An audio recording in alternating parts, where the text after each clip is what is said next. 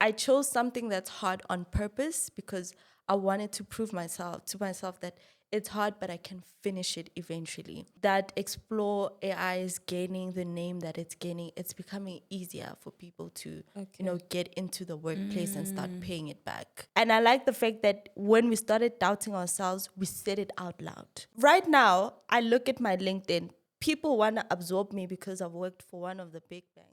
Sanbonani Dumelang, welcome back to our channel. It is your favorite tech sisters, a channel where we aim to empower, motivate, and inspire women and men through meaningful conversations. My name is Nomfundo Ndala, and I'm with my co-host. Hi everyone, I'm Tobeka Shabalala. Welcome, welcome. Welcome. Thank you so much for tuning in. Today we have another guest. Her name is Rorisang. You guys would have probably seen her there by the TikTok streets. She's very passionate about tech and her story and her journey, and we'll get a little bit into that. Welcome, Rorisang. Welcome. Thank you so much for coming. All right. So just tell us a little bit more about Rorisang. Who is Rorisang? What are you about? What do you like? Two interesting facts about you. I would describe myself in one word, like a chaos ball. Chaos. All right. But a beautiful chaos. Nice. I'm multi-passionate, Okay. I move from one passion to the next and come back, But I've always been one person who has had a passion for tech. The moment I laid my hands on a computer when I was 8 years old, I was just like, what is this thing and why is it doing this? Okay. So I've always been interested into the tech world. But it only started trending now, Then it was just this mysterious thing. So I've always found an interest in that until maybe like I was in matric and I could use Excel and I could see like bar graphs and charts and everything. Then my love grew from there. So in short, I'm just like a beautiful chaos again. Yeah. Okay. So you mentioned that you were passionate about tech and its world from an early age. But why did you study law? Information. Let me start there. Okay. When I was in school, I thought computer science was for like the smart people. Okay. The only thing I knew into the tech world was computer science, nothing else. And when I finished my matric, the marks were not so good. Initially, I wanted to be a forensic scientist. Don't ask me why. you know.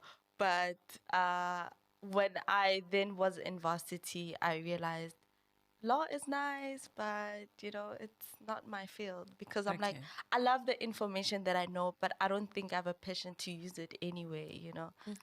If you were to ask me like legal questions now, I don't think I know anything now.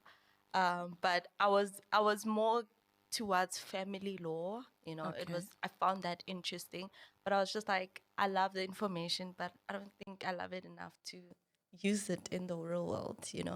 How I got into law was that I did not qualify for anything anywhere in any varsity. So one morning my mom was like, but you can't sit here and do nothing. So we had to drive to the UNISA campuses and try to get something. So it was a moment of do something while you try to figure out what you really want to do. Okay. So that's how I ended up with law. And I loved it, but not enough to use it in the real world. Okay. So you studied law, you qualified, you fully finished the course, or did you stop midway because your passion is in tech? I qualified for the diploma, Okay. right? And I studied and finished it. Okay. The first thing I finished in life. Okay. Because I was one person to start something and not finish it, but I was like, this diploma, I have to finish it. So I did that, and midway through, I did evolve into the tech world, but I was just Okay. like, as much as I love this world, I just want to finish this. It's very important for me. And then take us through what you did to transition. Did you do boot camps? Did you self-study? What exactly did you do to transition? Because at least you've taken us through how and what actually drove your transition. But how did it play out? Initially, I came across a boot camp, right? It was called Umuzi. Not sure if they've changed names because a lot of these boot camps have changed names. True. And I did get into the boot camp. For those who know, Umuzi is into two. So there's the boot camp and then there's the learnership. Okay. The boot camp is like 3 weeks and then it qualifies you for the learnership. Oh. If you don't make it through in the 3 weeks, then they have the bridging course Okay. that will then, bridge you towards the learnership. But the learning environment for me, for Muzi, was a bit rough, Okay. I had a very, very, very problematic laptop that would just switch off midway through anything. Yes. So I would lose my work, in the midst of saving, it would just switch off. And yeah, it really discouraged me. Even when I got into the bridging course, I just felt discouraged because now in the bridging course, you're totally alone. There are no facilitators, So when I did the technical interview that has to qualify me for the learnership, I panicked. I saw the code there and I was just like, I don't know what it's supposed to do. Okay. And reading someone else's code, I don't think I was strong enough at that point in my coding journey. So I had to drop out that boot camp. Then I came across a masterclass, software testing masterclass, and it was rough. I needed at least 7 hours to dedicate it towards, the masterclass. And having people that were also in the masterclass suffering, it made me feel better. But I was just like, you know what? I don't think this is what I want to do, So I did do the masterclass and then I came across Explore AI, which is now under some company. And I was like, oh, data engineering. I think I found my place. I think I can settle here. I applied while still doing the software testing masterclass, while completing my studies. Then I graduated same year, and then I dropped the masterclass with the hopes that I'd get into Explore AI. Then they rejected me. And I was just like, what do I do now? What do I do now? I tried to find other courses. I was switching in between software engineering, software development, and gave Explore AI a shot again. And finally, I was in. Okay. Yeah. So that's how I transitioned from, one bootcamp to the next. Yeah. Okay. So, if I'm understanding correctly, so what you're saying is that you were doing your diploma, the software testing masterclass, and Explore AI, trying to get into Explore AI all at the same time. Yeah. Sure, kudos to you. And how That's did you a lot. find the bootcamp? Was it the the software testing one? Was it online? Was it YouTube or? All of them were online because I Okay. wanted something that would cater for me while I'm studying and also be at home, So all of the bootcamps that I've done were online. Yeah. And how did you find them? Tough. Challenging. But I was like, I'm up for the challenge. No, but I mean, like in terms of like, where did you get them? How did you know about Yeah, them? how did you know? Say if someone at home wants to get into these bootcamps, like what do they Google? Where do they go? Most of them ChatGPT. Oh, okay. Yeah. Oh, so you just prompted it and said, Yeah, I was like, what courses are out there, Okay. Especially Explore AI because it was not well known. It was not like in the public as much as Umuzi was because Umuzi was like in everyone's face. okay. With Explore AI, it was ChatGPT because I was like, okay, these are things I find interest in, and I see that data engineering is, in that space. Yeah. What institution would offer this for me online, fully remote, And ChatGPT was like, let's explore AI. And Okay. I was like, it's giving scam, but okay, But yeah, that's how I got to know about Explore AI. Then I went to LinkedIn to see if they're legit, you know. Then found facilitators that work at Explore AI. Then I went to TikTok and asked them, is this legit, you know. Then, yeah, that's, Oh, yeah. that's pretty cool. Cool. So now I just wanna go back to the Umuzi part. Like I've never heard of it, and you said that you dropped it. Did you, because was it because you felt like, no man, I'm overwhelmed and I can't do this? With Umuzi, it was more of like, it was not, the learning style was not catering for me. Okay, do you think they were catering for people who already had a little bit of experience? I think so. Okay. The thing is, you must understand, it's not only that we were a lot, so the competition was high. You understand? Okay. So they were already picking from the best of the best. So Okay, I already, I mean, we're applying this 500 of us, and Yeah. they're only taking 12 at the end of it. You understand? that's- So by the time I didn't make it to the 12, I was like, is this bridging course even worth it? Even worth it, because then they're gonna take the next best 12 or Yeah. whatever. Okay. So yeah, so Umunzi really caters for those who have, even if you've just tasted it a little bit, I think it caters for you Okay. well. Okay. No. Okay. And do they only do software engineering, or is it coding only, or is it other courses as well?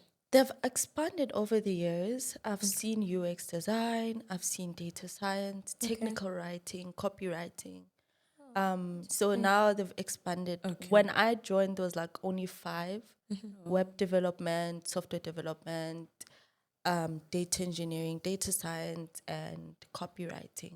Okay. Yeah. Okay. Interesting. Now, again, back to explore AI quickly. Was it how long was it, and like how you said you were doing data engineering there and you found it via ChatGPT. Guys, you see, it's really not that hard. She prompted and she said, what Google courses even. can I take? And ChatGPT said, go to Explore AI. And she found a job. Is it rocket science? No. Not exactly. Anyways, so like how long was the course, and just like tell us a little bit more about, the Explore AI, because I did a data engineering course at Explore AI, but for me it was different because it was presented to me by like the organization Okay. that I Okay. was with, and they said, here's a data engineering course because you're doing data.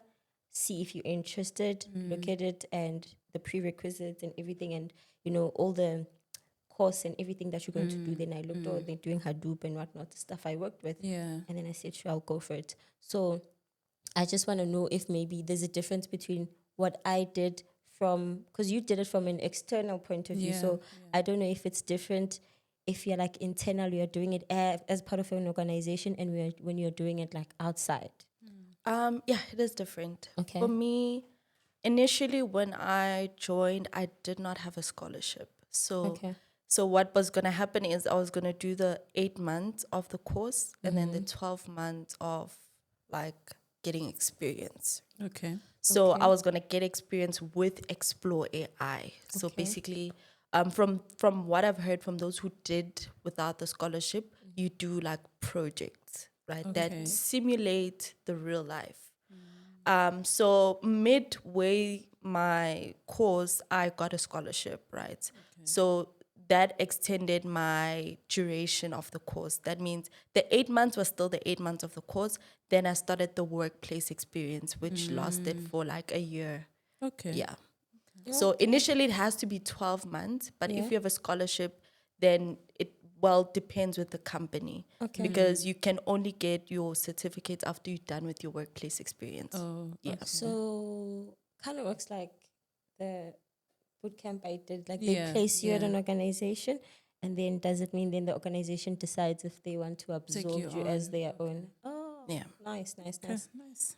So tell us about your role now, what you do. Take us maybe through your day, like day in the life of Rorisang. How does it look like? What is your role? What do you do? I always say this one is a bit tricky, Okay. I am currently a junior business analyst. Okay.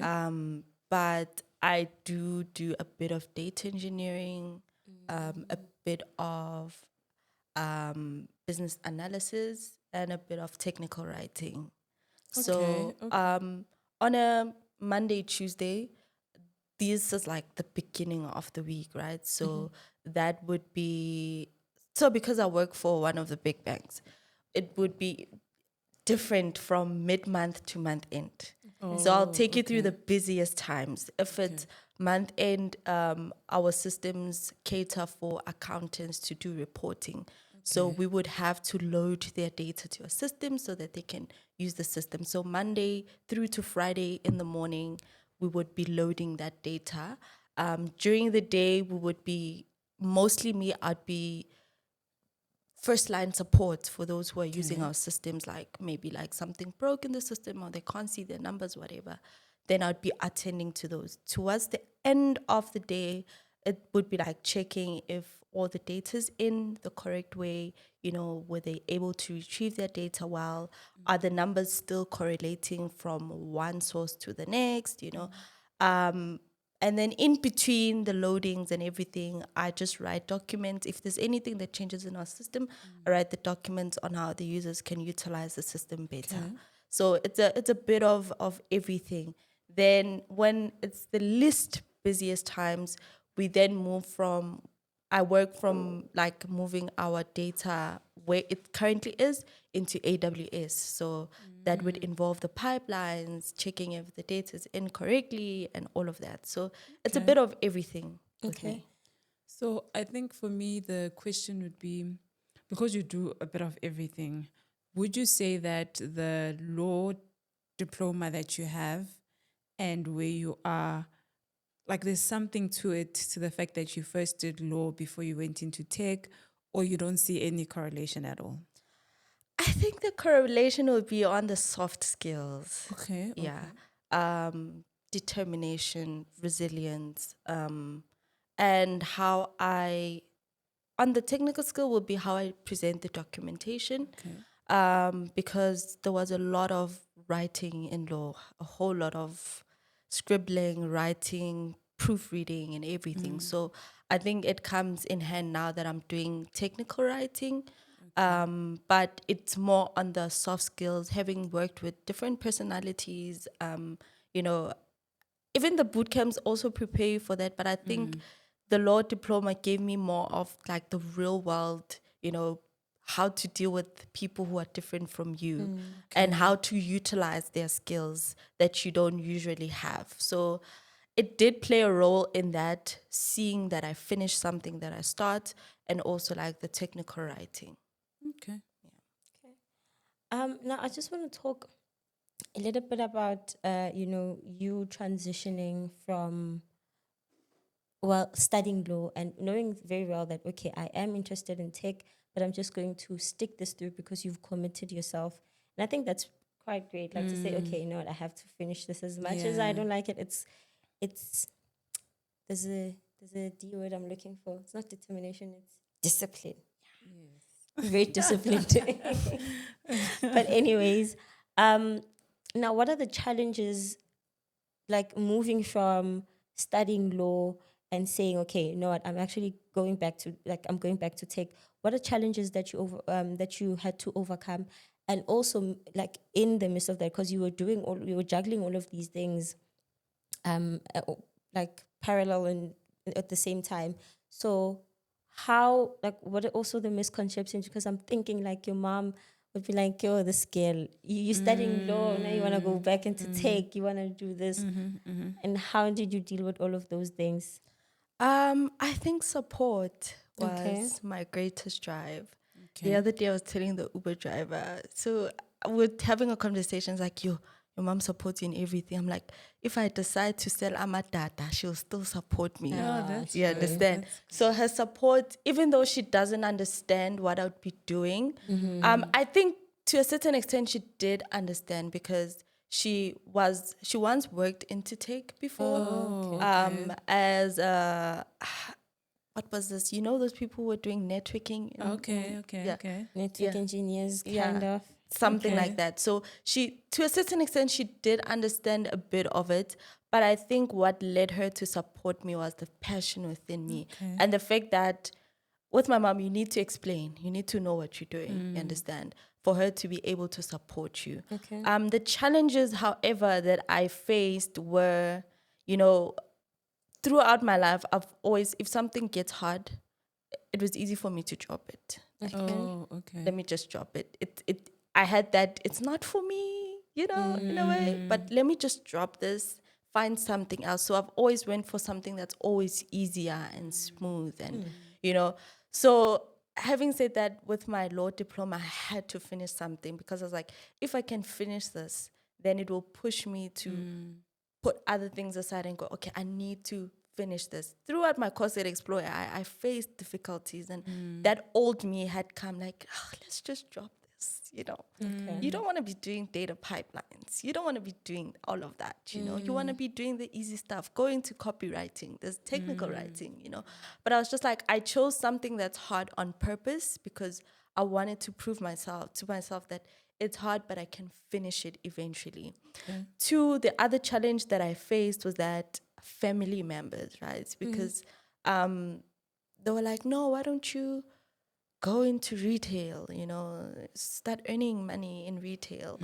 And when I told them that this kind of career might not pay me now, but in the long run, it will make financial sense, you know, because then my mom wasn't working, I wasn't working, you know, we had to take care of my baby sister. So for my family, it was like more of a financial decision, like Okay. get into the workplace now. Like, I mean, now. And Your siblings. yeah. And I remember there was this one point where I had to turn down working at one of the big retail companies to pursue my journey into tech, you know.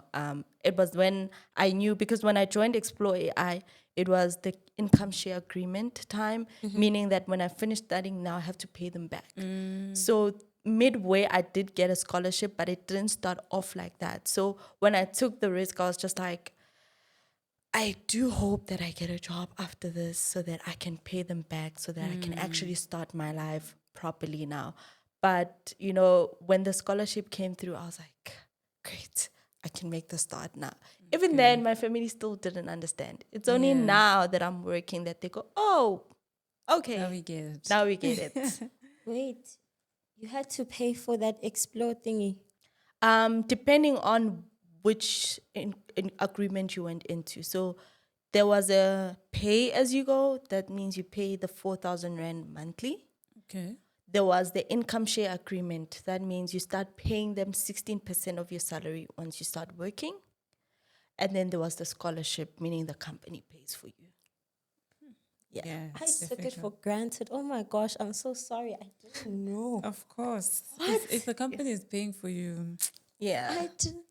I thought it was free, and I always thought, but wait now, then okay, because we would have like graduates, right, who came from Explore AI, but then sometimes like the team, I didn't have any decisions, didn't have any power making the decision, but they decide not to like absorb them and keep them because maybe of like capacity, we don't have head count or whatever the case may be. Then what happens to them? Does it mean now like they have to pay Explore? The thing is with the graduates, right, that got into your company, it means the company was already paying for them. Oh, okay, So, okay. it would then depend with the agreement between the company, Okay. right? For me, it was more of it was compulsory. The workplace experience was a compulsory, right? Okay. So I did the workplace experience. So I didn't have to pay them back. But in a case where I did not have a scholarship and I joined the company, because I mean, they did help with, you know, placements, you know, Okay. so that they can get their money back, Yeah. you know. But they did the best that they could. But I think now that Explore AI is gaining the name that it's gaining, it's becoming easier for people to, you know, get into the workplace and start paying it back. So Okay. yeah, Okay. if you were a graduate in a company, it essentially means that they were sponsoring you. Okay. Yeah. But then now I'm thinking like, because that course is expensive, and that like amount of months that you have to study, and then they don't absorb you, you've just lost money. No, you haven't. Because You I haven't? think from what she says, it's about the workplace experience. So the person has done workplace experience. Yeah. Yes, the company might lose money, but the person who studied there, I don't think loses money because they have that their workplace experience and they can get their qualification and go look for a job Yeah, elsewhere. no, I'm talking about the company that they've lost money because you might They as well have just the absorb the money. person. They have the Like, money. I think for companies, it's for many different reasons why they take when they do these things. Firstly, it could be for takes, or cheap labor. or it could be for the fact that the company has a particular big project that they're working on. So when you come into the workplace experience, you help with that project. It's done. They got their share, and you're. I mean, for it's a win-win situation. Think about Yeah. it. If right now I look at my LinkedIn, people want to absorb me because I've worked for one of the big banks and I was doing data engineering. You understand? So it's a win-win. If even if they decided not to keep me, You've got the yeah, I experience. got the You've put it on your experience. CV. All So, I'm saying is that aye, aye, if aye. I was making the decision, I would, because okay, let me tell you from a perspective that I was dealing with then. They would be there for, was it 4 months? Yeah. 4 months. Every 4 months we're getting new graduates. By the time this graduate has, grasped the concept, they must leave. Now must train another graduate. And then again, like the cycle continues. So not only is it a waste of time for me, but for them. Also resource. Yeah. So it's a waste of resources. Just like hire the poor child. Come on. The poor child. Okay, hire the child. All right. Him So, Dalapel. so question is, besides family that probably doubted this whole transition, did you yourself have any doubts as you were going through this process and trying to get into the tech space? Of course. I think one of the sprints was called moving big data. That was the hardest. I started going, maybe once This is not again, for me. this is not for me. But for me, when I get into spaces where I'm studying fully remote, I make sure that I make connections. I meet Okay. people. So I had already had two ladies in the cohort where we were like pushing each other, and every time we'd want to give up, we're like, imagine that salary at 80K. Think about it, my friend. And all of those things would snap us out of it. But I'm not essentially saying it's only the money, but we're like, think about it. Think about yourself finishing the course, the graduation day. You're gonna look stunning, telling people, oh, I'm a data engineer. Think about it. We would bring each other back to that. And I like the fact that when we started doubting ourselves, we said it out loud. You were not just in your corner like, yo, maybe this is not for me. You would just say it out loud as we're pursuing the project. We're like, hey guys, maybe I'm in the wrong field.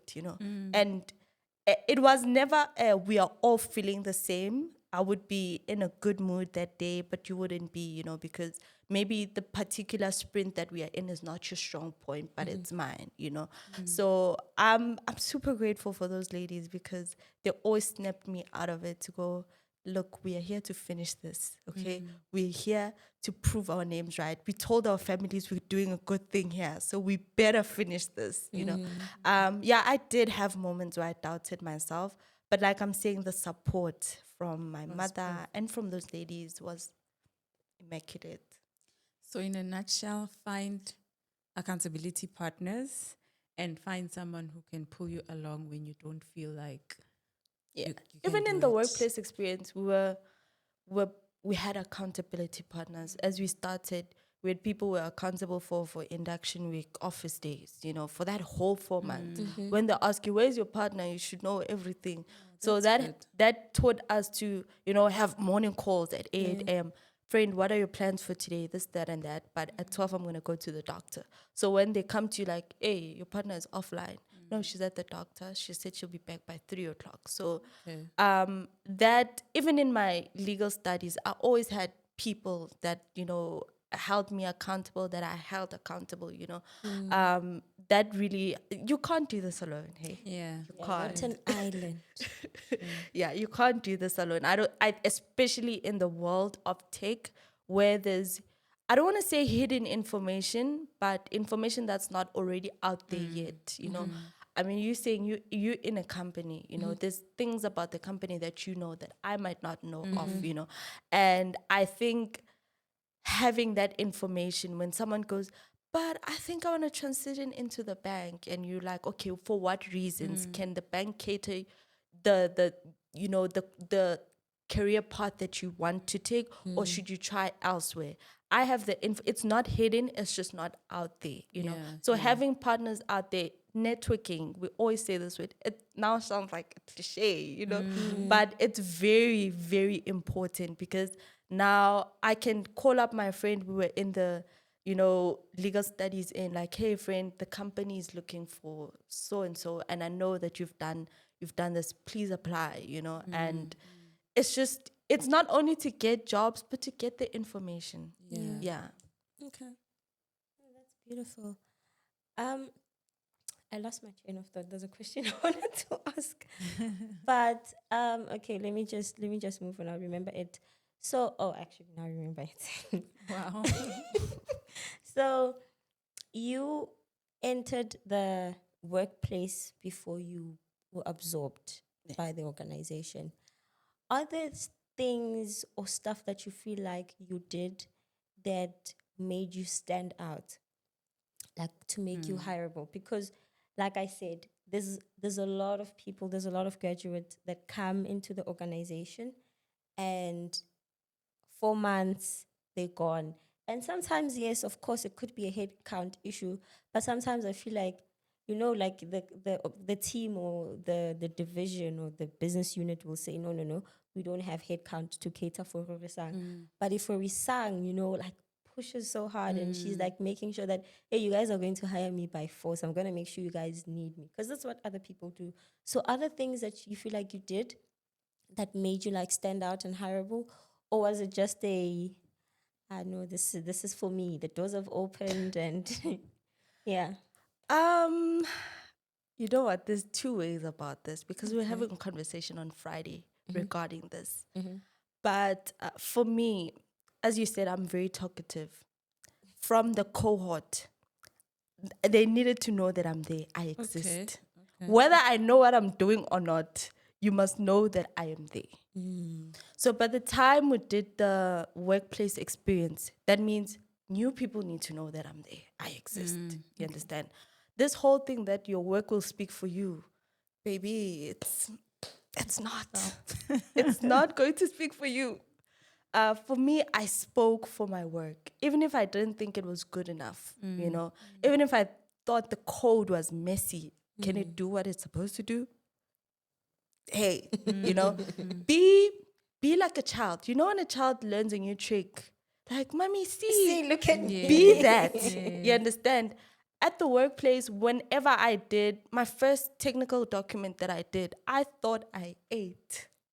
I was just like, hey, team, look, okay, I did a new thing here. The users have tested it, they like it, right? But it had so many spelling mistakes. But that did not discourage me. I made sure that you know that I am there, to a point where when the department that's funding all of these things wanted to do a TikTok video, my name came up. They wanted to go to other cohorts for encouragement, my name came up. All of these things, because I was always like, hey, I know it's not part of my job description, but I can do this, okay? Do you want me to be in front of the camera? I can do it. Do you want me to speak publicly? I can do that. Because I was just like, maybe I could be focusing on the technical aspect of things right now, but I have other things, and this company is so big. It can cater for all of my multiple passions and everything. So make sure that you are known. That whole cliche, switch your camera on, switch it on. Switch it when everyone is introducing themselves, hi, I'm Rorisang, while their camera's off, make sure yours is on. Yeah. Because they will remember you. They will go, I need to do this, but I need that cohort who can, your name comes up. Make sure that they know your name. You don't have to do a cool project. Like I said, be like a kid.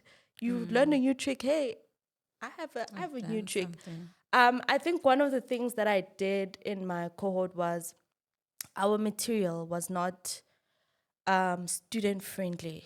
There was a whole lot of writing. So I was just like, okay, I have a bit of teaching experience within me. So I took that information, put it on ChatGPT. I'm like, explain it to me like I'm a 5-year-old, right? I took that information, put it into pictures, and now whenever we had like webinars, because we'd have webinars, and someone be like, I don't think I understand this topic. I'd be like, hey, wait, Here's I can show something. it to you better, okay? And I would show. That was just like, oh, there's this kid in the block. I see you, you know. That's good. So make sure you show your face. Make sure that they know you exist, even if you're not good at what you. Even if your code is bad, make sure that they know you're there. That's You're good. such an extrovert. And then just a question from your cohort, right? Yeah. Because we always question the fact that there's not enough women in the tech space, but also from the learning area, whether you in varsity or whatever, there's still not enough women. Do you feel like there were a lot of women? Did they all get placed? Like what was the ratio, perhaps? We were like what 21, Okay. and we had like an equal number of Okay, women okay, and men in the team. However, funny enough, more guys dropped out. Oh, okay. Yes. You don't Okay. say. Yeah, more guys dropped out, and there was like now we're left with like 5 or 6 guys. You know, Maybe was it more?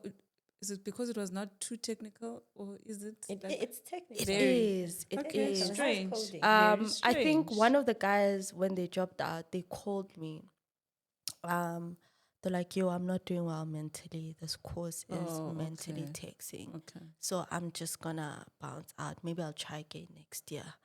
Um, that's one case that I know of that they dropped Okay, out. okay. 2 of the cases were not necessarily because the course was hard. They got offers, you know. Oh. So they were like, do I want to do the workplace experience when I have a permanent offer? I Makes don't even sense. know if the workplace experience will give me Makes permanency. sense. So, you know, they're like, we're jumping ship. Others did make it until the workplace experience. And when the workplace experience started, it was not, I don't want to say the dream that was sold, but I think it's the advice I would give anyone in the workplace experience. Just because they're giving you workplace experience doesn't mean you're going to do what you studied. Yes. That's It's very just, you're just there to work, you Yeah. know. So a lot of them were like, the work that they're giving me is not aligning to what my career prospect is, and I'm jumping ship, you know. Okay. For some of us, it was more of, what if I like something that they give me? You know, what if I can use the soft skills or the technical skills that I've learned for whatever they are giving me? We were looking at it from a positive point of view. What can I find out of this, you know, situation? Because one thing these bootcamps do, they do sell you dreams. I don't want to lie. They do sell you dreams. And we were sold the dream of, you know, the best data engineers in the industry, right? But I mean, I'm a business analyst now, you know, and I'm just like, hey, I'd like it here, you know? Yeah. Yeah. I like it there too, but I also like it here. And I'm learning something new. Maybe I can specialize in this area. So yeah, there were ladies. Only 3 that I know of that were not absorbed, but most of us were absorbed. That's good to hear.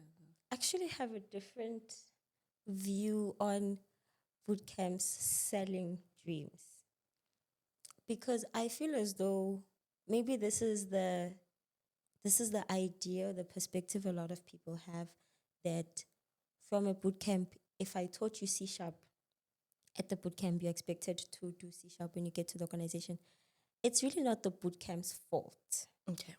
because they place you where there is space. So if the organization is saying, we've come to your bootcamp, your organization, your training center, your learnership, whatever the case may be, we will take 20 graduates, 20 learners, or 20 students.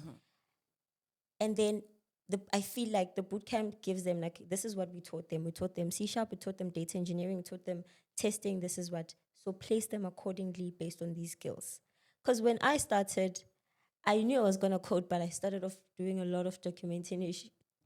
It's just like, when am I coding in this organization? I was just like, they were giving me, I feel like they were just giving me admin work. I'm like, hey, this team, hey, I'm in the wrong field. But then I think it's an organization and where you get placed and what is there at the moment. So sometimes I feel like people blame the boot camps when it's not really the boot camps, because they're like, look, I taught this girl. Because if I send you into the wilderness right now, I taught you. I taught you what I had to teach you. Yeah. So if you meet a lion there and I didn't teach you how to slaughter a lion, you're gonna have to learn when you get there. Yeah. But if you meet a crocodile and you know how to kill a crocodile, I taught you, then sure. So I feel like, because people like give bootcamps some. I think for me, it's people who don't know how to embrace the small starts, because Maybe.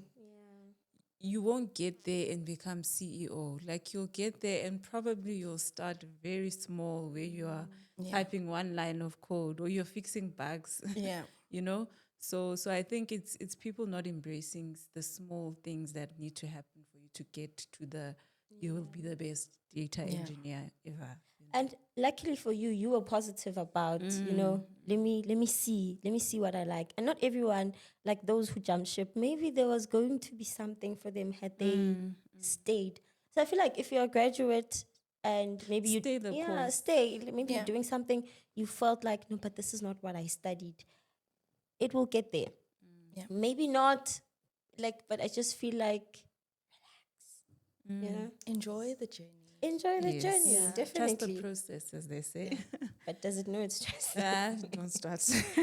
So, okay, just as we sort of wrap up, what advice would you give someone who wants to switch from, or who wants to transition from, whether it's law only or whatever they are currently doing, and they want to transition into tech?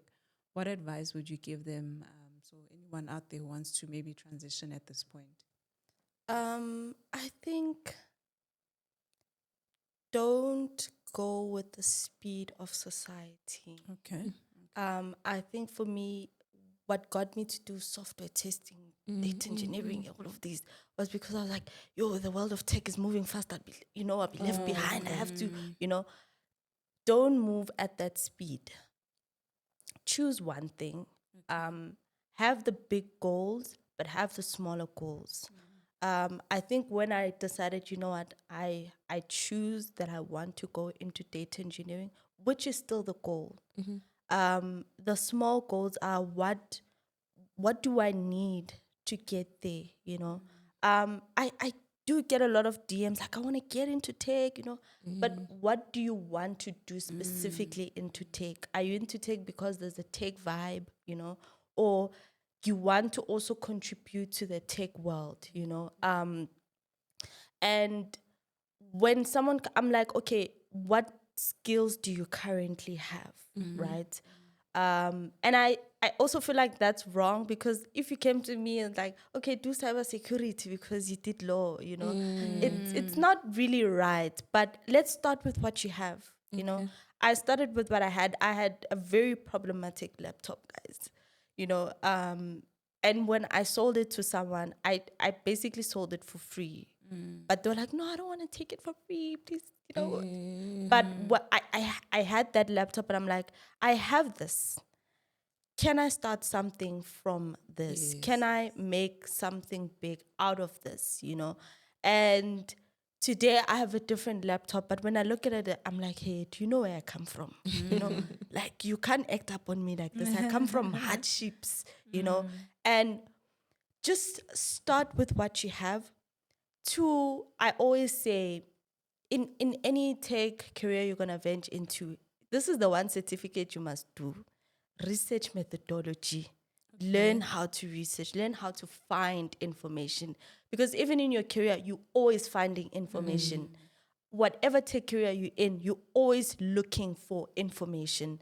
So know where and how to find that information. And I would advise doing a course in research, Okay. because that will help you when you decide, okay, I think I want to be a software developer.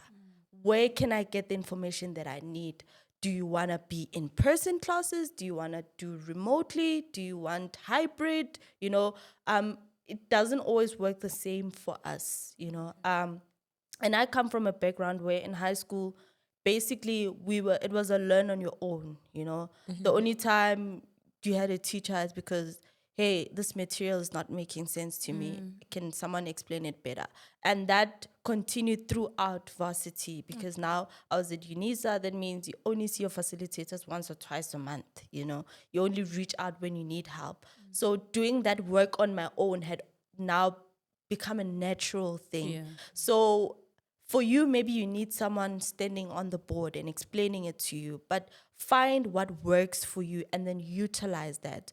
So firstly, know where to find the information, then find out what works for you. Then you can make a decision from there if you want to use your current skill to transition or do something completely different.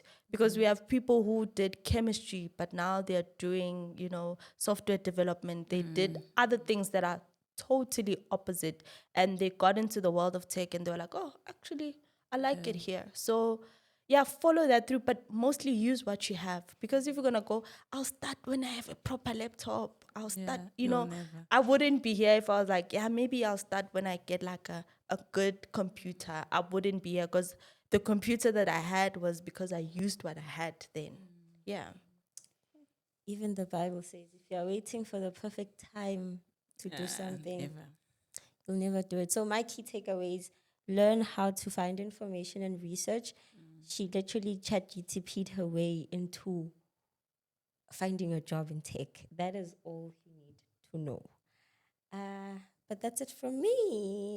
Anything Yep, else? that's it. Thank you so much again for coming through and sharing information. I think more than anything, we diverted a lot. A lot. Because I think the information you've been sharing will really be helpful to someone else. So yeah. Definitely. Thank you for coming. Thank you for having me. Anyways, that's it from us. Do not forget to like, to share, to subscribe, comment, and turn on the notifications bell so that you guys don't miss when we post our next videos. Until next time, from us. Bye.